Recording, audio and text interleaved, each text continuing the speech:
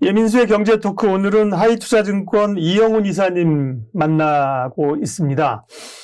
우리 시장이 상대적으로 글로벌 증시에 비해서 올해 강할 수 있다, 이런 얘기를 이전에 해주셨는데 과연 그렇게 계속 갈 수 있는 건지, 또 시기적으로 보면 어떻게 우리가 전략을 짜야 될지 여쭤보도록 하겠습니다. 이사님, 일단 2월이 시작됐는데 1월이 워낙 강했습니다. 그죠? 1월이 네. 강한 이유가 뭐냐? 잠깐만 좀 복기를 해보고 가죠. 왜 이렇게 1월이 생각보다 강했던 건가요? 우선 원화가 강세로 돌아섰죠. 네. 그러니까 원화가 강세로 돌아섰던 이유는 뭐냐면 미국이 금리 인상에 대해서 이제 거의 터미널 레이트에 근접했다라는 시그널들을 주니까 네. 거기에서 이제 원화가 돌기 시작했고, 여기에 한 가지 더 이제 강하게 붙었던 이유는 반도체 저점에 대한 이슈들이 좀 부각이 되면서 뭐 아까도 말씀드렸지만 챗GPT라든지 네. 그다음에 이제 삼성전자의 캐펙스 컷, 그다음에 감산 이슈, 재고 축소 얘기, 이런 것들이 맞물려 가지고 그러니까 외국인들이 좀 들어올 수 있는 근거가 됐다, 그죠? 네, 그런 네, 환경이 좀 됐었던 부분이 예. 분명히 있습니다. 네. 그래서 그게 일단은 크게 작용을 했고, 이 부분은 1월 달에 끝나는 게 아니라 아마도 상대적인 측면에서는 올해 내내 지속될 가능성이 있다고 봅니다. 그렇군요. 그러면 근데 1월에 사실 좀 많이 올라서 네. 네네네. 이제 조금 2월, 3월은 조금 쉬어가야 되지 않을까? 이런 그다음에 이런 우려들이 좀 있는데, 그렇게 조정을 세게 받기보다는 흐름을, 연초 흐름들을 좀 1분기에는 좀 위쪽으로 뺀다, 이렇게 보시는 거예요? 저는 아직까지는 지수상으로는 조금 추가 여력이 있다라고 생각을 하고 있고요. 예. 제가 다른 채널에서 그 1분기 그 지수상의 고점을 한 2650 전후다라고 말씀을 드렸는데, 사실은 이제 차트를 놓고 보면은 2600선부터 이제 매물대가 좀 강해요. 그래서 2600에서 2650선까지가 매물대가 좀 강한 편인데, 저는 2600 언저리까지는 일단 트라이를 할 것 같고, 이제 그렇게 생각을 하고 있습니다. 물론 이제 밸류 부담은 존재합니다. 지금 아마 포워드 PER로 하면은 12배가 넘을 거예요. 네. 12배가 넘을 건데, 이제 PBR로 보게 되면은 PBR 1배선이 2500선이에요. 아직은 우리가 PBR 1배선이 지금 되고 있지 않은 상황이거든요. 그 연말로 가게 되면 PBR이 아마 1배선이 2600선대까지 올라갈 거기 때문에, 이제 정상화라는 측면에서 비정상적인 환율이 작년에 이제 1440원, 50원까지 갔었던 비정상적인 상황이 1200원대 초반, 1100원대 후반 이렇게 올라오게 되면 자연스럽게 정상화되는 어떤 스텝을 좀 밟을 가능성이 높다. 다만 1월달하고 지금 좀 차이가 있다 그러면 1월달은 지수가 굉장히 강했었잖아요. 예. 뭐 사실은 지수 관련된 주식, 삼성전자 같은 주식이 지금 제가 1월 초에 산 거 기준으로 보면은 지금 20%가 넘어요. 엄청 53,000원대니까 20% 넘죠. 네. 51,000원, 2,000원 근처에 샀으니까. 네. 근데 그렇게까지 오를 그런 분위기는 아닌 것 같고요. 방금 이제 지수와 관련돼서 말씀을 드렸지만, 네. 개인적으로는 지금 2600대 초반 정도까지는 그 1분기 중에 한번 터치를 할 가능성이 높다. 그러면 지수는 1월 달은 좀 급하게 올랐다면 완만하게 기울기는 좀 완만해지는데, 그 과정에서 종목별로 순환매는 계속될 가능성이 높다라고 저는 보고 있습니다. 네. 삼성전자나 IT 얘기 좀 또 하겠습니다.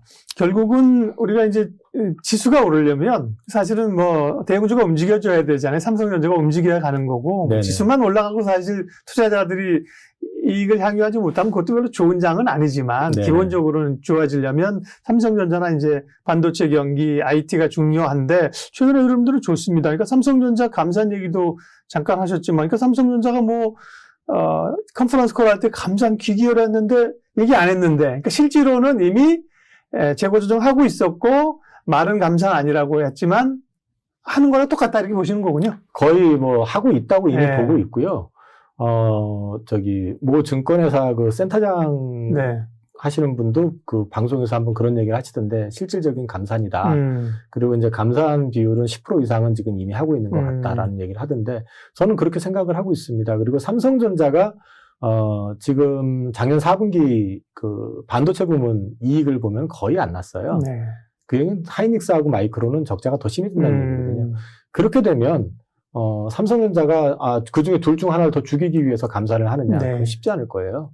그리고 미국도 마이크론 단독이 아니라 그 배후에 미국이 있기 때문에 미국이 마이크론 테크놀로지를 죽이게 내둘 일은 그렇죠. 절대 없죠. 예. 그렇게 되면은 사실 현실적으로 봤을 때는 피를 튀기는 싸움을 더 하는 것보다는 자기들도 감사를 해 나가면서 오히려 이제 EUV 쪽으로 공정을 좀 다각한 이제 변화를 시켜가지고 좀 더 업그레이드된 제품 위주로 포트폴리오를 다각화하고 DDR5 쪽 이제 사파이어 레피즈가 이제 출시가 됐잖아요. 그리고 이제 6월부터 본격 생산을 한다는데 그런 쪽이라든지 아니면 챗GPT와 관련되어 있는 그 소위 말해서 이제 하이테크 D램 같은 경우 이런 쪽으로 좀 집중을 해가지고 하게 되면 자연스럽게 생산량 자체가 조절이 됩니다. 그렇게 되면 이제 그 자연스러운 감산 효과는 분명히 나올 거라고 보고, 네. 예, 그렇게 보고 있습니다. 반도체는 그러니까 좀 물론 실적이 좀 다시 찍혀야 되겠지만 적어도 이제 좀 바닥권을 형성해서 돌아 나오려는 움직임은 맞다고 보이는 거네요, 그죠? 네.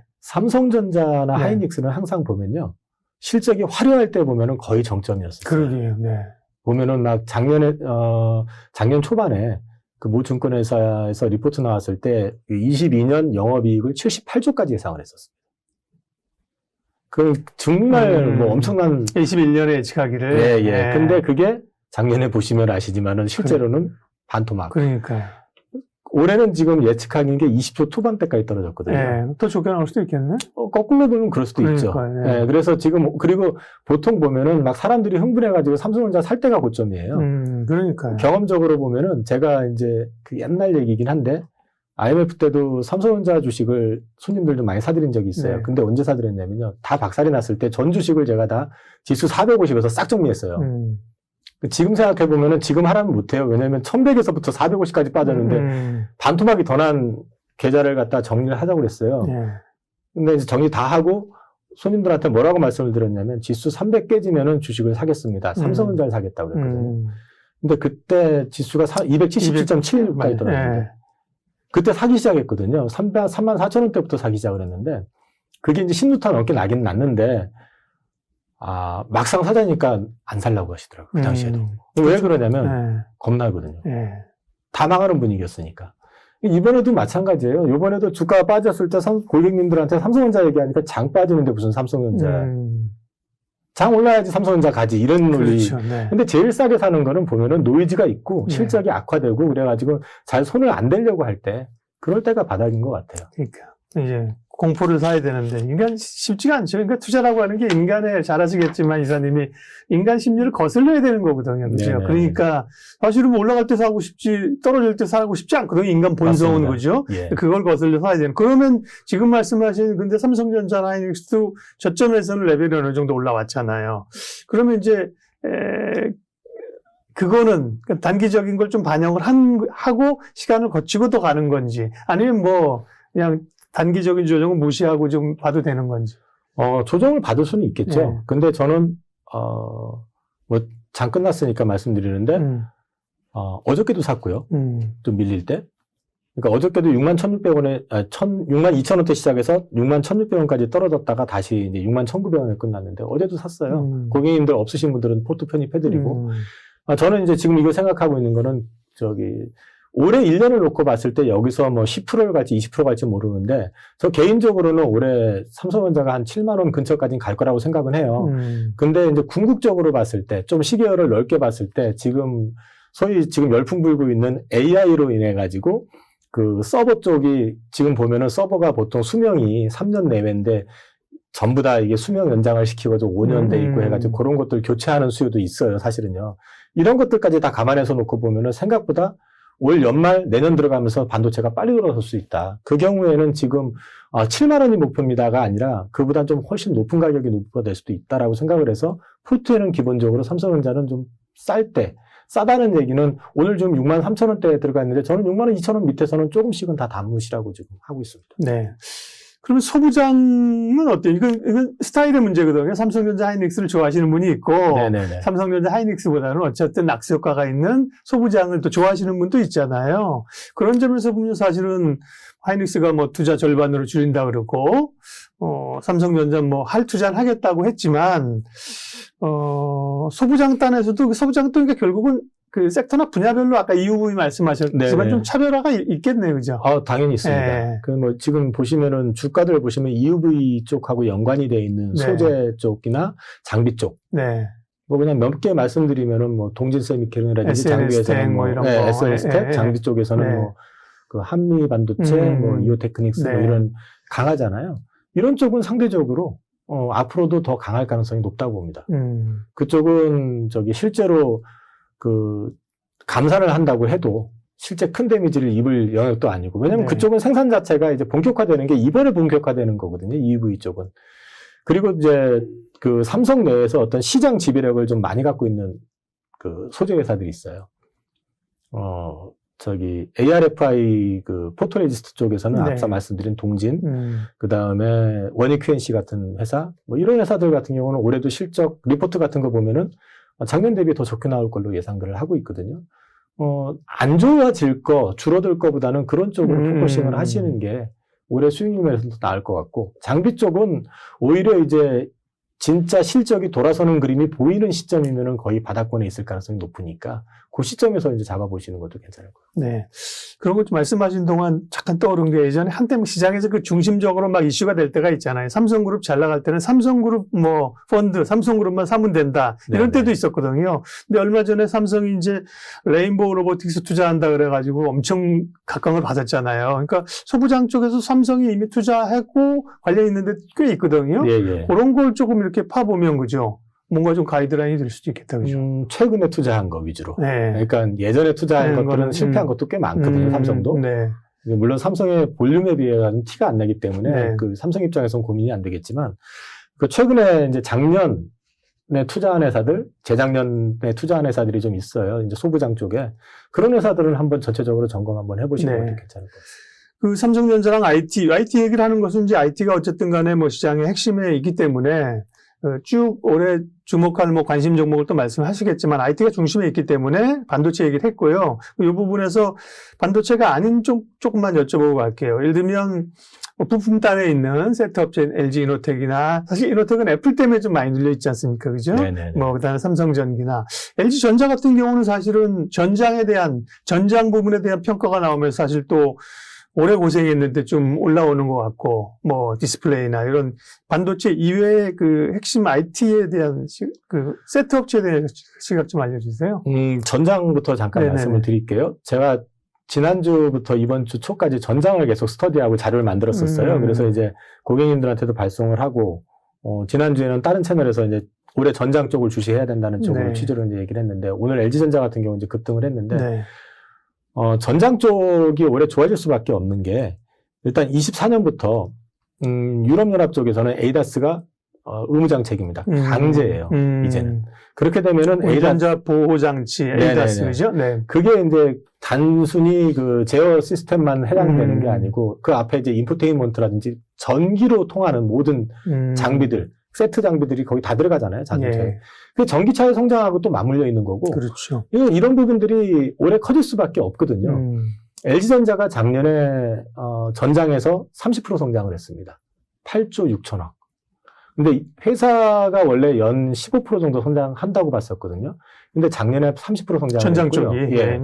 지금 수주 잔고가 21년에 60조였는데 작년 말로 80조 됐고요. 이 80조 된 20조에 대해서 그 물량이 한꺼번에 나오는 건 아니지만 매출이 인식되기 시작하는 건 25년부터거든요. 근데 25년도 회사 측에서 이제 제시하고 있는 매출은 전장 매출이 14조입니다. 14조는 LG 가전에서 텔레비전 매출하고 같습니다. 엄청 커지는 거거든요. 그리고 14조가 매출이 나오게 될 땐 영업이익은 작년에 한 1,700억 대 정도 나왔다는데 매출이 8조 원대에서 14조면 거의 2배잖아요. 그렇다고 곱하기 2가 아니잖아요. 순차효과가 그렇죠. 있으니까. 네.